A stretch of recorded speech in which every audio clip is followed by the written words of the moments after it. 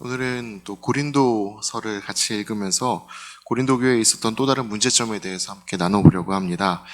고린도서를 같이 읽다 보시다 보니까 느껴지는 게 한 가지 있으실 것 같습니다. 고린도 교회는 참 바람잘 날이 없는 그런 교회였습니다.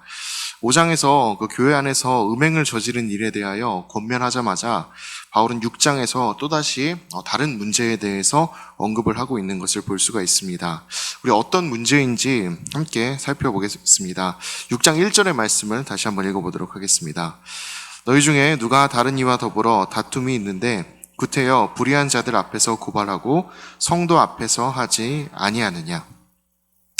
바울은 교회 안에서 다툼이 있다라고 말을 하고 있습니다. 이 고린도 교회 안에 다툼이 있는 것은 어제 오늘 일이 아니었던 것 같습니다. 그런데 그 문제에 대해서 이 고린도 교회의 사람들이 그 불의한 자들 앞에 고발을 했다라고 바울은 기록을 하고 있는 것을 볼 수가 있습니다.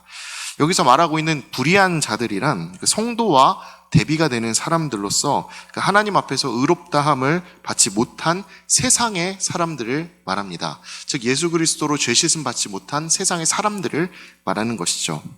그런데 이 세상의 사람들에게 왜 교회의 문제를 고하고 있느냐, 그 세상의 법정 가운데 왜 교회의 문제를 가서 묻고 있느냐, 바울은 이렇게 이야기를 하고 있는 것입니다. 고린도 교회에 대해서 바울이 세 번째로 크게 지적하고 있는 문제는 바로 이 성도 간의 고발에 관한 문제였습니다. 그것도 세상 법정에 대고 고발하고 있는 문제에 관한 이야기였죠. 여기서 한 가지 생각해 봐야 할 문제가 있는 것 같습니다. 세상 법정에 고발하는 일이 왜 문제인가 라는 질문인데요. 2023년을 살아가고 있는 우리에게 법정은 굉장히 어려운 곳이기는 하지만 문제가 생기면은 반드시 찾아야 될 곳이기도 합니다. 이 말은 곧 무엇이냐면 그만큼 이 법정을 찾아가고 그리고 내가 당한 일에 대해서 고소를 하고 고발을 하는 일이 우리에게 있어서는 어찌 보면 당연한 일과 같이 인식이 된다는 것이죠. 2021년 통계를 찾아보니까 민사 사건이 446만 건가량이 있었다라고 합니다. 그리고 형사 사건이 148만 건이 있었고, 그리고 가사 사건, 이 가정과 관련된 여러 가지 이제 사건들이 17만 건이 있었다라고 이야기를 합니다. 전 국민을 5천만으로 생각을 해봤을 때, 단순한 숫자상으로 계산하면 그 10명 중에 2명 정도는 이 소송에 관련된다고 봐도 될 정도로 굉장히 많은 양의 이런 소송이 우리나라에서 오고 가고 있다는 것을 알 수가 있습니다. 그리고 우리는 변호사에 관련된 드라마나 아니면 법정에 관련 드라마 이런 것들을 보면서 굉장히 이런 소송과 관련된 일들이 우리에게서 먼 일이 아니라 가깝다라고 이렇게 생각을 하기도 합니다. 실제로 우리의 삶에서 이렇게 법정을 찾아가는 이런 고소와 고발은 굉장히 많이 일어나는 일이기도 하죠.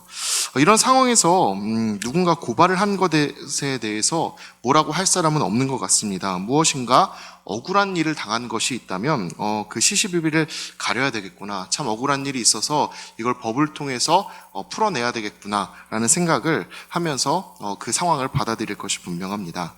한마디로 누군가가 문제가 생겨서 이 고소와 고발을 했다고 하면 그것을 잘못이라고 우리는 인식하지는 않는다라는 것입니다. 그것을 또 부끄러워하지도 않고 당연한 일로 받아들인다라는 것입니다. 그러나 이런 일반적인 인식과 그리고 지금 본문에서 바울이 말하고 있는 이 상황은 약간은 다르다라는 것을 아셔야 합니다. 조금 특별한 상황이 여기에서는 추가가 되고 있는데, 그것은 이제 먼저는 이 다툼의 대상이 성도와 성도였다는 데 있습니다. 교회 안에서 벌어진 일이라는 것이고, 두 번째로 알아야 할 특별한 사건은 바로 교회가 그 사건을 중재하지 못했기 때문에, 그것을 중재할 만한 능력을 갖추고 있지 못했기 때문에 세상의 법정의 힘을 빌리고 있다라는 것입니다. 바울은 이 문제에 대해서 굉장히 심각하게 받아들이고 이 서신서의 많은 분량을 통해 권면을 하고 있고 이 문제를 바로잡으려 하고 있는 것을 볼 수가 있습니다. 그렇다면 한 가지 질문을 던져볼 수가 있을 것 같습니다. 무엇이 바울을 이렇게까지 심각하게 이 문제를 받아들이도록 만들었냐 하는 것입니다. 이 문제 가운데 어떤 일들이 과연 심각한 일일까라는 것이죠. 오늘은 이 질문에 대해 답을 찾으면서 함께 말씀을 나누고자 합니다. 첫 번째 이유입니다. 이 문제가 심각한 이유입니다. 첫 번째 이유는 하나님의 법이 세상의 법 위에 있음에도 이 교회 안에 사람들이 하나님의 법을 의존하지 않고 세상의 법정에 의존하려는 잘못된 태도를 가지고 있었기 때문입니다. 하나님과 세상의 우위 관계를 잘못 파악하고 있는 그 잘못된 태도였다는 것이죠. 먼저 그 하나님의 법과 세상의 법 사이의 관계에 대해서 생각을 해봤으면 좋겠습니다. 매우 간단하게 생각해 볼 문제라고 할 수가 있겠습니다. 이 문제에 대해서 여러분 어떻게 생각하시나요? 하나님이 만드신 것과 사람이 만든 것 중에 어떤 것이 더 뛰어나겠습니까? 어려운 문제가 아니죠. 하나님이 만든 것과 사람이 만든 것, 누가 더 뛰어날까요? 뭐가 더 뛰어날까요? 하나님이 만든 것이 당연히 더 뛰어나고 더 위에 있는 것입니다. 하나님이 직접 만드신 것과 하나님의 피조물이 만든 것에는 비교할 수 없는 차이가 있습니다. 하나님이 만드신 것이 당연히 더 뛰어나고 그리고 사람이 만든 것보다 더 선행한다 할 수 있겠습니다. 그렇기에 하나님께서 만드신 법은 사람의 법 위에 있습니다. 사람의 법 위에 있는 상위법이라 할 수가 있는 것이죠. 그렇다면 문제가 생길 경우 우리가 가장 먼저 따라야 하고 그리고 가장 먼저 찾아야 할 법이 또 무엇일까요? 당연히 하나님의 법이 됩니다. 하나님의 법이 사람의 법에 우선되기 때문입니다.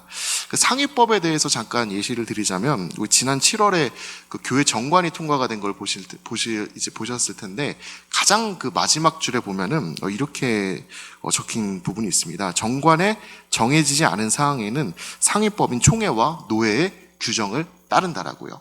교회보다 더 상위 기관인 노회나 총회에 그 정해진 법을 따르겠다라고 이야기를 하고 있는 것이죠. 어떤 그 단체보다 더 상위 기관이 있다면, 그리고 그곳에서 정한 법이 있다면, 그리고 그것을 우리가 따라야 하는 입장에 있다면 그것을 따르겠다라고 이렇게 이야기를 하고 있는 것입니다. 이것은 어떻게 보면 상식과도 같은 일입니다. 그렇게 교회 안에서 일어난 문제 같은 경우 가장 우선적으로 찾아야 될 그 방법은 바로 하나님의 말씀과 법으로 해결하려는 것입니다. 그리고 하나님의 뜻과 법대로 해결하는 것이 맞습니다. 그런데 고린도 교회의 사람들은 하위법인 그 세상에 자신들의 문제를 드러내고 판결을 요구하고 있는 것입니다. 바울의 입장에서가 아니라 상식적으로 생각을 해봐도 이들의 행동은 절대로 바른 것이 아니라고 할 수가 있겠습니다. 그렇게 바울은 2절부터 4절에서 성도의 위치에 대해 고하면서 이들의 잘못을 정확하게 짚어서 말하고 있습니다. 우리 2절부터 4절의 말씀을 함께 읽어보도록 하겠습니다. 성도가 세상을 판단할 것을 너희가 알지 못하느냐? 세상도 너희에게 판단을 받겠거는 지극히 작은 일 판단하기를 감당하지 못하겠느냐? 우리가 천사를 판단할 것을 너희가 알지 못하느냐? 그러하거든 하물며 세상 일이랴.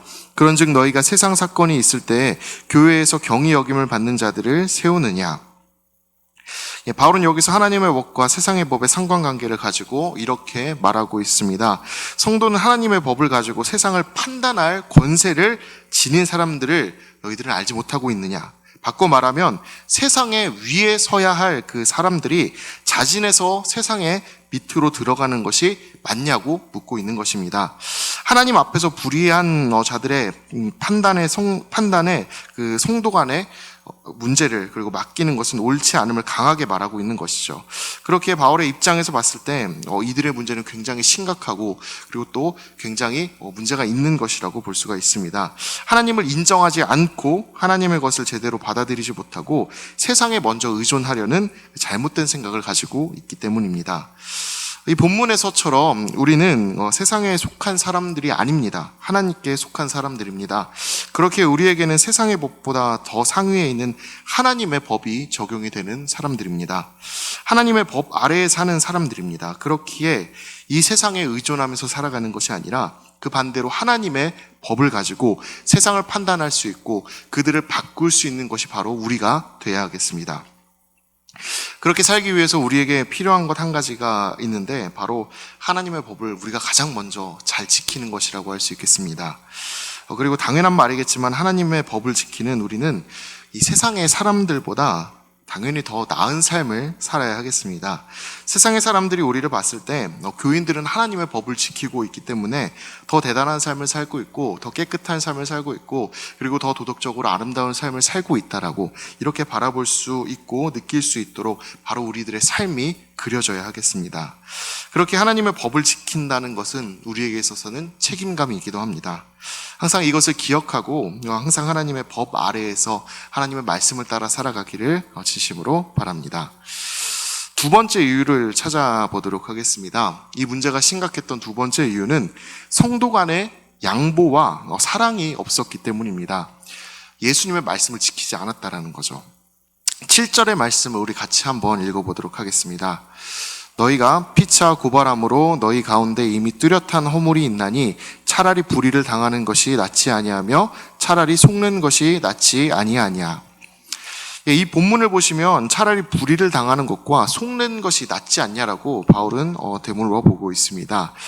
이 글을 읽다 보니 바울도 예수님의 말씀을 따라 살아가고 그리고 전하고 그리고 그것을 다른 사람들과 함께 나누다 보니 참 예수님하고 말하는 것과 그리고 살아가는 것이 닮아가는 것 같다라는 생각이 저는 들었습니다.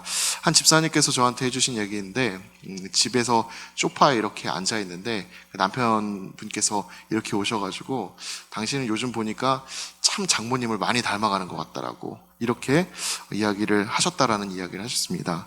저희 아내도 저한테 항상 이렇게 이야기를 합니다. 본가에만 내려가면은 제 아버지랑 그리고 남동생이랑 이렇게 셋이 있는 걸 보고 항상 집에서 돌아오면서 셋이 어떻게 그렇게 똑같냐고 얘기를 합니다. 저희 셋 다 싫어합니다. 그런데 그 이야기를 들으면 저희는 닮지 않았다라고 이야기를 합니다. 그런데 같이 살아온 시간이 30년이 넘어가고 그리고 알아간 시간들이 이렇게 길다 보니까 서로 닮아가고 그리고 서로 비슷한 부분들이 생기는 것 같습니다. 네, 그렇습니다. 예수님을 알아가고 예수님을 닮아가려는 그 바울의 노력이 바울의 그 말 속에서 예수님과 같은 말을 하는 것 같습니다. 그래서 이 바울의 했던 이 이야기를 보면서 저는 예수님의 그 산상수훈의 내용이 떠올랐습니다. 예수님은 산상수훈에서 이렇게 말씀하셨습니다. 우리 마태복음 5장 38절과 42절을 함께 읽어보겠습니다. 또 눈은 눈으로 이는 이로 갚으라 하였다는 것을 너희가 들었으나 나는 너희에게 이르노니 악한 자를 대적하지 말라. 누구든지 내 오른편 뺨을 치거든 왼편도 돌려대며 또 너를 고발하여 속옷을 가지고자 하는 자에게 겉옷까지도 가지게 하며 또 누구든지 너로 억지로 오리를 가게 하거든 그 사람과 심리를 동행하고 내게 구하는 자에게 주며 내게 꾸고자 하는 자에게 거절하지 말라. 오른뺨을 치는 그 사람에게 왼뺨도 돌려대주라 예수님은 말씀을 하고 계십니다. 그리고 오리를 동행하길 원하는 사람이 있다면 심리까지 동행하라고 말씀을 하셨습니다. 예수님께서는 여기서 불의로 맞서는 것이 아니라 불의를 그 선으로 이겨내라라고 말씀하고 계시는 것입니다. 이 말씀을 놓고 봤을 때 고린도 교회 사람들의 송사는 기본적으로 이 예수님의 가르침을 전혀 지키지 않고 있는 것이라고 볼 수 있겠습니다. 그리스도인에게 있어서 예수님의 말씀은 다른 무엇과도 바꿀 수 없는 최고의 가치입니다. 그런데 최고의 가치이자 반드시 지켜야 할 이 법이 이 사람들에게서는 전혀 지켜지고 있지 않은 것입니다. 바울은 이것 때문에 세상의 법정에 송사하는 이 문제를 심각하게 여기고 있는 것입니다. 때문에 이 상황을 굉장히 크게 혼내며 차라리 불의를 당하고 속는 편을 택하는 것이 낫지 않느냐라고 말하고 있는 것입니다. 예수님의 말씀을 따르는 우리 역시도 생각해 볼 문제라고 보입니다. 우리는 당하면 그 이상, 아니 그걸 넘어서 배로 갔겠다라는 이런 악한 마음은 가지고 계시지는 않을 겁니다. 하지만 적어도 당하면 당한 대로 살지는 못할 거다. 당하고는 못 산다라는 마음이 있기는 합니다. 그런 마음은 예수님의 그 마음 가운데, 예수님의 가르침 가운데 부합하지 않는 것입니다. 때로는 참고, 견디고, 그리고 손해보고, 그리고 그 사람을 위해 우리가 피해를 감수하는 것, 악을 선으로 갚는 것이 예수님의 말씀을 따르는 우리가 가져야 할 모습이겠습니다. 선한 능력으로 항상 세상을 이기고 그리고 선한 능력으로 악을 덮는 귀한 하나님의 사람 되기를 또한 여러분들에게 진심으로 바라고 축복합니다. 세 번째 이유를 한번 찾아보도록 하겠습니다. 세 번째 이유는 심각했던 이유는 이 사람들 가운데 문제를 해결할 지혜가 부족했기 때문이라고 바울은 이야기하고 있습니다. 이 문제를 해결할 지혜가 부족했다라는 것은 바꿔 말하면 이 사람들 가운데 성령의 능력을 구하지 않는 것이라고 볼 수가 있겠습니다. 우리는 항상 신앙의 문제 가운데 직면을 하면서 살아갑니다. 그렇다면 이 막히는 일이 생길 때 그것을 해결할 힘을 주시는 분은 누구일까요? 바로 성령님이십니다. 요한복음 14장 17절을 보면 예수님께서는 성령님을 진리의 영이라고 말씀하셨습니다. 또 고린도전서 2장 10절을 보면 성령님은 모든 것을 통달하시는 분이라고 이야기하고 있습니다.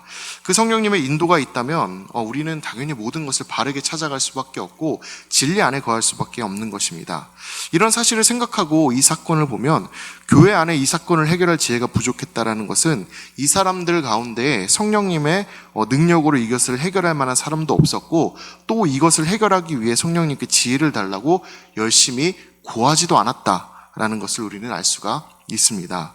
고린도 교회의 사람들은 단지 다툼이라는 그 사실과 그것의 이해관계 그리고 그 해결책에 대해서만 고민했습니다. 그것이 이 사람들의 마음 가운데서는 가장 우선순위에 있었습니다.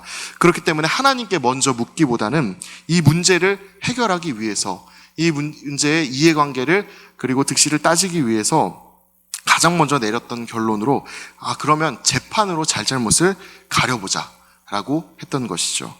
하나님의 지혜로 문제를 해결해야 될 사람들이 문제를 해결하기 위해 세상의 지혜를 빌리고 있는 것입니다. 이건 역시 참 말이 되지 않는 이야기라고 보입니다.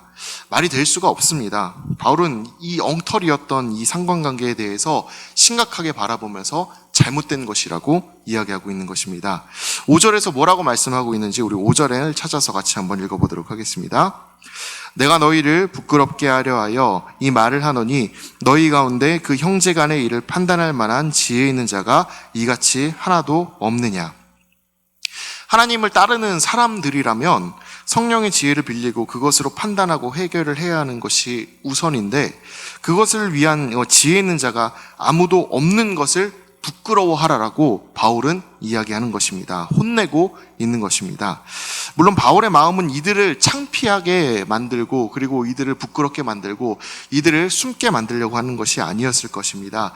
그들에게 이런 일들을 판단할 성령의 능력이 있기를 바라고 또 그 지혜 안에 서 있는 사람들이 나타나 깨어 기도하기를 바라면서 너희들은 좀 부끄러워해라 라며 이렇게 이야기했을 것입니다. 생각을 해보면 사람과 사람이 만나는 곳에는 문제가 없을 수는 없다라고 보입니다. 저희 집도 그렇습니다. 그 사람의 연약함 때문에 당연한 일일 것입니다. 오늘 싸웠다라는 것은 아니고요. 저희 집도 이런 사람의 연약함 때문에 문제나 이런 것들이 있습니다. 여러분들도 관계의 문제나 다른 사람들과 말 못한 문제들을 가지고 계실 것이 분명합니다. 그런데 이 문제가 있는 상황 자체가 또 큰 문제는 아닙니다. 그러나 이 문제를 해결하는 그 지혜와 그 힘의 근원과 방식이 어디에 있는지는 우리에게 있어서 굉장히 크고 중요한 문제라고 할 수가 있겠습니다. 우리는 우리 안에 있는 이 다툼과 갈등 그리고 여러 가지로 나타나는 이 문제들을 해결하기 위해서 무엇에 의지해야만 할까요? 바로 성령님의 능력입니다. 성령님의 인도하심과 지혜입니다. 성령님은 우리에게 문제를 해결해 나갈 지혜와 능력을 허락해 주시는 분이십니다.